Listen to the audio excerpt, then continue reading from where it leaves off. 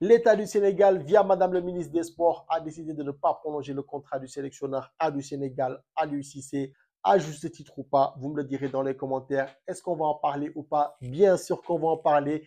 Parce que oui, je pense qu'aujourd'hui, c'est le plus beau jour de plusieurs supporters de l'équipe nationale du Sénégal.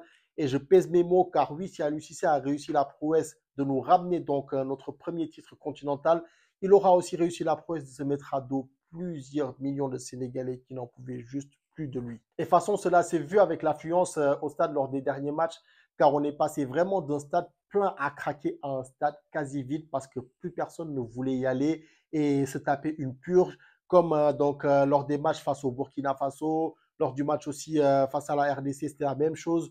Donc voilà, je pense que les gens en avaient eu marre et je pense qu'ils commençaient aussi à ressentir la même frustration que lors de la période entre 2008 et 2014, si je ne me trompe pas, où le Sénégal avait des résultats abominables. C'était clairement une purge de les regarder. Et je pense qu'après tout ça, la meilleure décision était donc de se séparer d'Aliou Cissé. Et je pense même qu'il aurait dû prendre la décision de démissionner lui-même juste après la défaite du Sénégal face à la Côte d'Ivoire lors de la dernière Coupe d'Afrique, car ça se voyait que son cycle était terminé, son message ne passait plus, un système bancal. Sans oublier aussi le fait qu'il a été lâché par un de ses cadres, et non des moindres, Sadio Mané, parce qu'on se rappelle tous du match face au Burkina Faso, où on a vu des séquences où il était en train d'expliquer la tactique à Sadio Mané, et ce dernier, en fait, tu as clairement montré que c'était de la D. Je vais dire ça ainsi et tout. Sans oublier aussi le fait que ce même Sadio Mané avait, lors d'une conférence de presse juste après le match face à la RDC, insinué publiquement que la tactique du coach ne marchait pas et qu'il fallait qu'il la change. Et je pense qu'à partir de là, il y a vraiment une rupture entre donc le coach et certains de ses cadres. Et je me rappelle aussi d'un autre fait qui s'était déroulé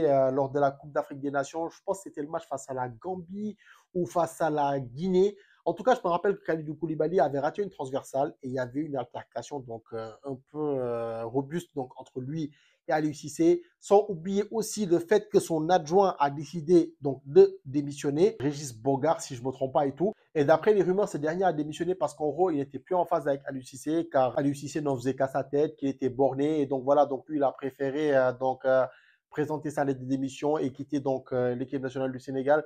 Et je pense que tout ça, en fait, c'était des red flags annonciateur d'une rupture prochaine entre l'équipe nationale du Sénégal et le coach Aliou Cissé. Les gens en avaient marre de ne pas voir les meilleurs joueurs en équipe nationale du Sénégal.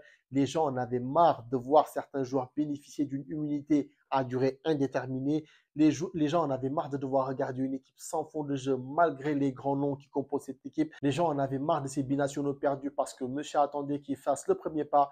Et tant bien même, il y en a qui faisaient le premier pas mais qui n'étaient jamais calculés. Les gens en avaient marre du manque de répondants tactiques en cours de match et j'en passe, car oui, la liste, elle est très longue. Après, ouais, genre cette situation, elle n'est pas du tout plaisante parce que Aliou Cissé avait eu l'occasion de sortir par la grande porte déjà en 2021, après avoir gagné, en 2022 plutôt, après avoir gagné la Coupe d'Afrique des Nations au Cameroun. Il avait aussi donc cette occasion, juste après l'élimination à la Coupe du Monde face à l'Angleterre. Il avait aussi encore une autre occasion de démissionner, genre juste après l'élimination du Sénégal lors de la dernière Coupe d'Afrique. Mais malheureusement, il n'a pas saisi ses chances et je pense que c'est ça le problème de plusieurs dirigeants en Afrique. Pour se faire élire, là, il y a du monde. Mais par contre, pour passer le flambeau à quelqu'un d'autre pour qu'il puisse continuer le travail, là, par contre, il n'y a plus personne. Il n'y a plus personne. Je pense aussi que je vais rajouter le fait que la fédération a une grosse part de responsabilité dans la gestion du cas à l'UCC, car au lieu d'amorcer une nouvelle phase après ces éliminations, ils ont préféré jouer la carte de la continuité en apportant donc un soutien total à l'UCC. En tout cas, je trouve que c'est bien dommage parce qu'en plus de sortir par la petite porte, il laisse l'image donc de coach qui était en totale perdition et haï par la majeure partie des supporters. Mais bon, après ça, je m'en fais pas trop parce que je connais mon peuple.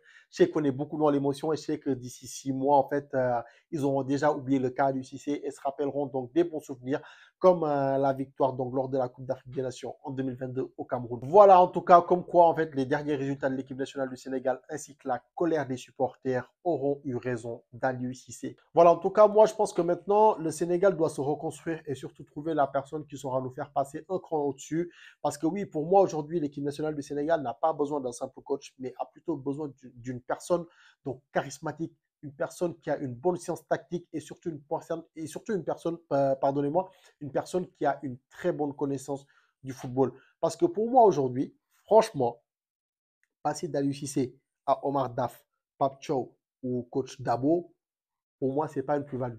Franchement, pour moi, c'est archi pas une plus-value. Et là, en gros, en fait, moi, dans ma tête, là, je vois deux coachs qui, pour moi, en fait, sont les mieux placés pour pouvoir faire passer ce cap au Sénégal. Et je pense à Habib Beye et Hervé Renard.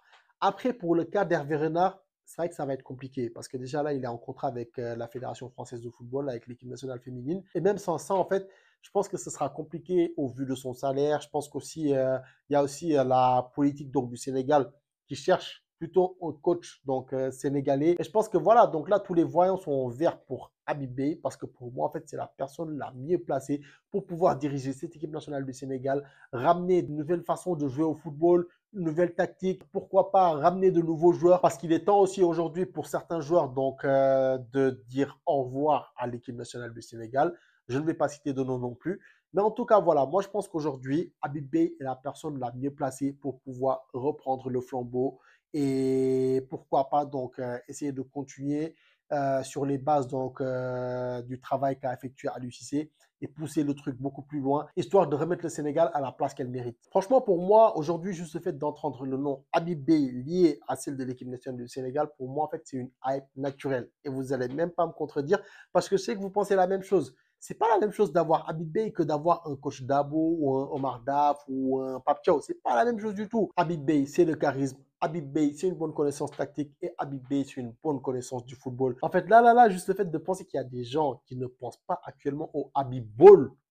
Oh my God, non. Et les gars, vous êtes en train de déconner. Voilà, vous êtes en train de déconner. Le Habib Ball, il s'impose là actuellement. Il s'impose. Nous, on veut le Habib Ball. En tout cas, je vous laisserai me dire dans les commentaires le coach qui, selon vous, est le plus taillé et le mieux taillé plutôt pour pouvoir reprendre le flambeau d'Aliou Cissé et ramener cette équipe nationale du Sénégal un cran au-dessus, comme je l'ai dit depuis tout à l'heure. En tout cas, un grand merci à Aliou Cissé qui est malgré tout un très grand monsieur. Et on sait tous que c'est pas facile donc d'entraîner l'équipe nationale du Sénégal avec toute la pression populaire qu'il y a autour de cette équipe. Sache que tu peux être fier de tout ce que tu as accompli jusqu'ici. Tu as su graver ton nom donc dans l'histoire du football sénégalais et ça, personne ne va te l'enlever. Donc voilà. En tout cas, les amis, je vous laisse me dire dans les commentaires ce que vous pensez donc de la non-prolongation du contrat d'Aliou Cissé. Vous êtes pour, vous êtes contre. Je vous laisse me dire ça dans les commentaires. On s'abonne au max, on like, on partage avec les petits amis. One love.